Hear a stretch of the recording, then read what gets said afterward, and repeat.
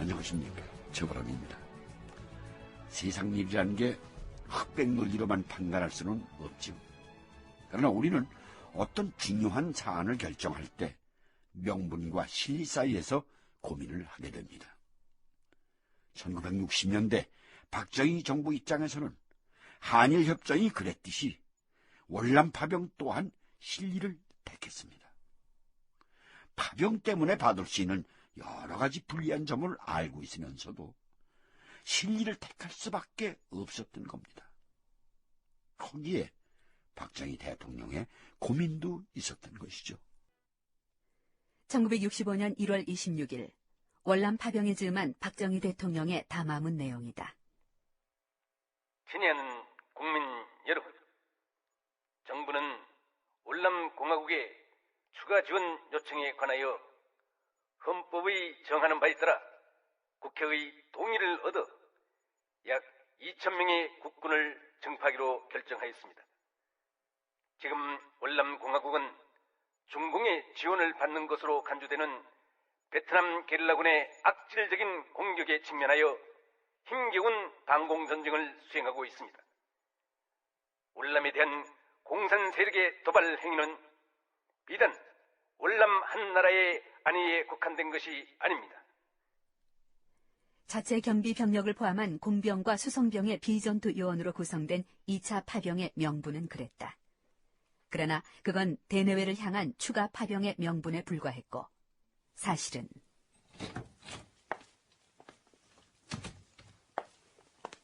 각하, 다녀오겠습니다. 한일협정 타결 분위기가 막바지로 갈 무렵이던 1965년 3월 이동헌 외무부 장관이 박정희 대통령에게 출국 인사차 들렀다. 임자의 어깨가 무겁겠구만. 예, 각하. 이번 방미를 통해서 전투부대 월남 파병 문제를 좀 더 적극적으로 타진할 각오입니다. 미국 행정부에 전달할 내용은 어떻게 정리가 됐어? 예. 첫째로 추가적인 경제 지원 문제하고 한국군의 전투 능력을 증가해달라는 문제, 주한미군의 계속적인 주둔 문제, 특히 군사 원조 문제에 성의를 보여달라는 내용입니다. 그래, 그 정도면은 됐어. 네, 우리가 목숨 걸고 미국이 가려운 데를 긁어주면은 미국도 알아서 할 거야.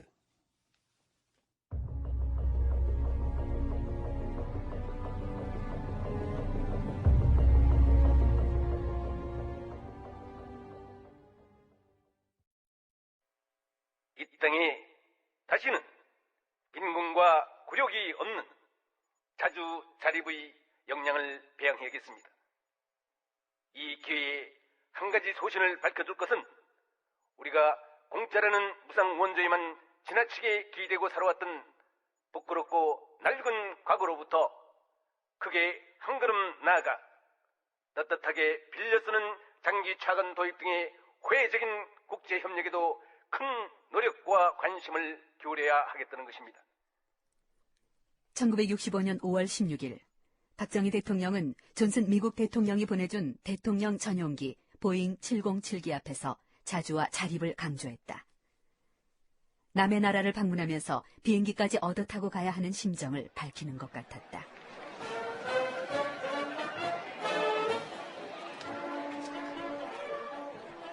박정희 대통령의 방미 첫 장면은 화려했다. 성조기와 태극기로 장식된 워싱턴 시내에는 수만 시민들이 늘어서서 환영했다. 미국은 박 대통령 부부의 날까지 선포해놓고 있었다.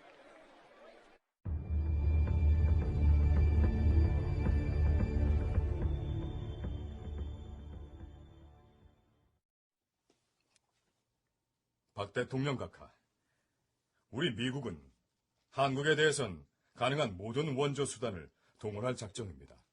감사합니다, 존슨 대통령 각하. 우리 한국인은 다른 아시아 국가들과는 달리 역동적인 민족입니다. 우방국으로부터 약간의 도움만 있어도 못해낼 일이 없습니다. 알고 있습니다. 주한미군의 지속적인 주둔 문제도 그런 연장선에서 결정된 것입니다. 어떤 병력 감축안도 생각하지 않고 있습니다. 만약 병력을 조정해야 할 일이 생기면 가깝게 먼저 알려드리고 사전에 충분히 상의하겠습니다. 한일 국교 정상화 회담은 어떻게 진행되고 있습니까? 예. 한일 회담은 6월 초나 중순까지는 마무리될 겁니다. 그 협상을 방해하는 무책임한 세력이 있지만은 별 문제 없이 해결될 거라고 보고 있습니다. 순조롭게 진행되고 있다니 참 다행입니다. 각하의 지도력 덕분이라고 믿습니다. 요즘 미국 내에서는 외국 원조안을 의회에서 통과시키는 게 어렵습니다. 한국이 월남에 2,000명의 병력을 보낸 것이 우리 의회를 설득하는 데 주요했다고 봅니다. 각하, 월남에 한국군을 추가로 파견할 수 있습니까? 그 문제는 좀 더 연구를 해봐야 합니다. 저 개인적인 견해로는 증파할 수 있습니다. 그러나 지금 당장 결정되긴 어렵습니다. 우리 한국 정부 내에서도 이 문제를 신중하게 연구를 해야 합니다. 어차피 협상이란 속성이 그렇고 특히 그것이 국가 간의 경우라면 당연히 고도의 심리전이 따르기 마련이다. 이날 존슨 대통령과의 회담에 나선 박 대통령의 경우 월남 파병에 대한 국내의 반발 분위기를 앞세워 얻어낼 수 있는 한 모든 것을 얻어낼 작정을 하고 있었던 모양이다. 존슨 대통령 각하, 이 워싱턴에서 이 주한미군 철수 문제는 거론되지 않았으면 합니다. 그런 이야기가 나올 때마다 우리 국민들이 불안해합니다. 그렇게 되면은 우리가 이 월남에 대한 지원도 곤란하게 될 것입니다. 한국의 안보는 충분한 병력과 예산으로서 보장될 것입니다.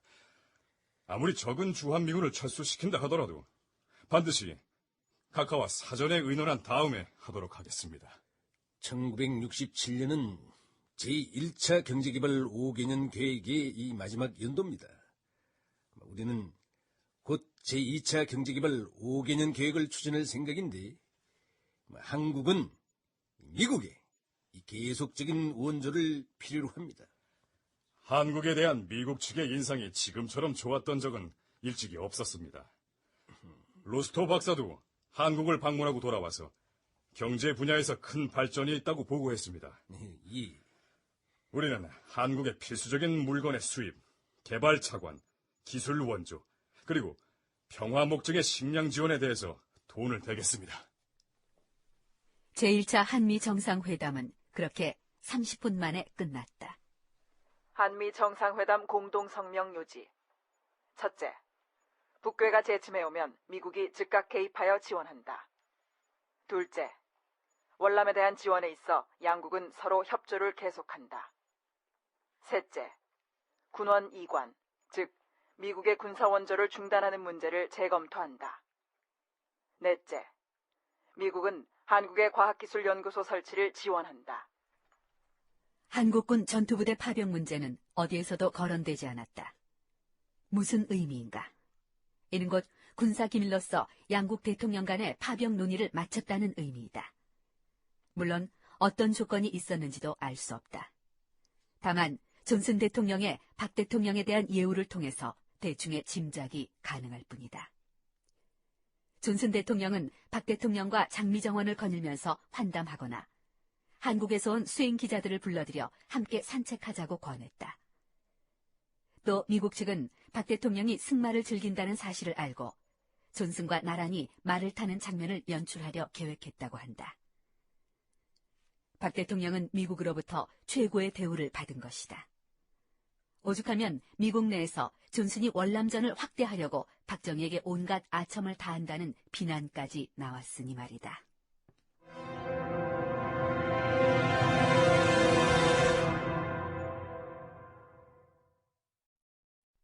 당시 워싱턴 정부에서는 박정희 대통령의 방미 때 보여진 미국 정부의 예우가 굉장히 이례적이었다고 보고 있습니다. 아시아권 국가 원수에게 베푼 최대의 예우였다는 것이죠. 물론 존슨 대통령으로서는 그럴 만한 사정이 있었지만 아무튼 그랬습니다. 미국에서 그렇게 환영을 받았던 박정희 대통령. 그에게는 국내에서 넘어야 할 산이 하나 있었습니다.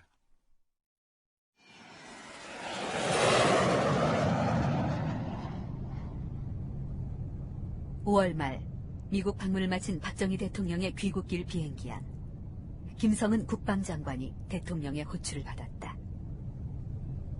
김 장관, 공항에 도착하자마자 정구영 공화당 의장을 만나시오. 예, 카카. 존슨 대통령이 일개 전투사단을 파병해달라는 강국한 요청이 있어서 내가 수락했다고 말하시오. 예? 그렇게만 말하고 앞으로 국회 심의 과정에서 잘 좀 처리해줬으면 좋겠다고 부탁해봐요. 정구영. 그는 공화당의 초대 총재와 당 의장을 역임하며 제3공화국의 중심에 있었지만 훗날엔 박 대통령의 삼선 개헌 저지에 앞장선 인물이다. 박정희의 입장에서만 보면 배신자인 셈이다.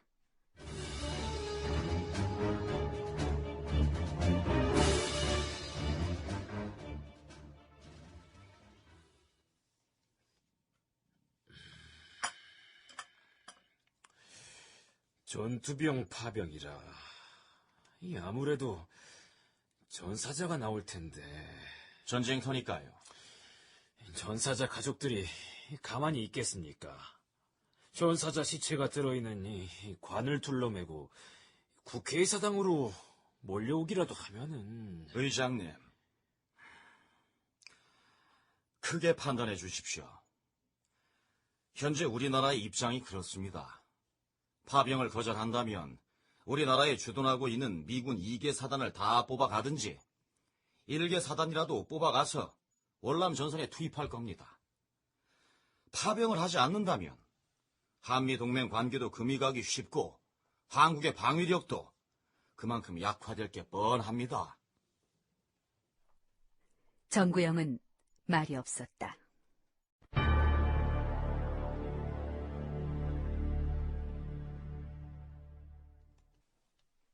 당시 공화당은 김종필 전 당의장과 정구영 현 의장을 따르는 주류와 김성곤 의원을 중심으로 한 비주류가 갈등을 하고 있었다.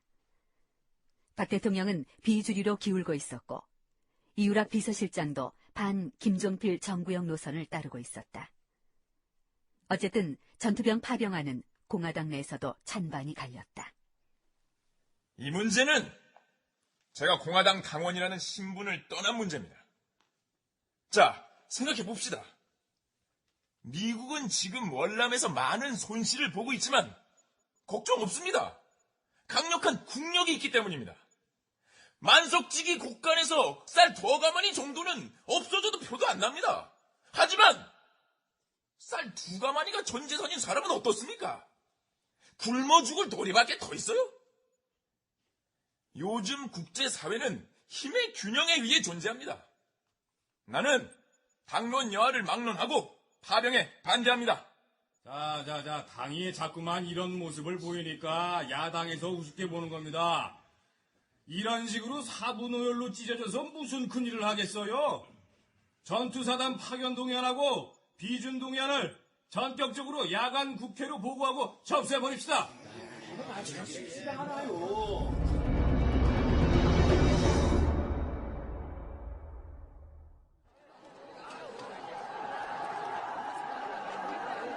야당의 극한 투쟁은 대학생들의 비준 반대 시위를 촉발시켰다. 12일부터 서울을 중심으로 한 전국 도시로 학생 시위가 확산되기 시작했지만 국회는 13일 공화당 의원만으로 일개 전투사단의 월남 파병안을 표결에 붙여 가 101표, 부 1표, 기권 2표로 가결된 것이다. 자, 이렇게 해서 찬반양론으로 오랫동안 국내외에서 논란이 됐던 국군 전투부대의 월남전 정파는 실현이 됐습니다.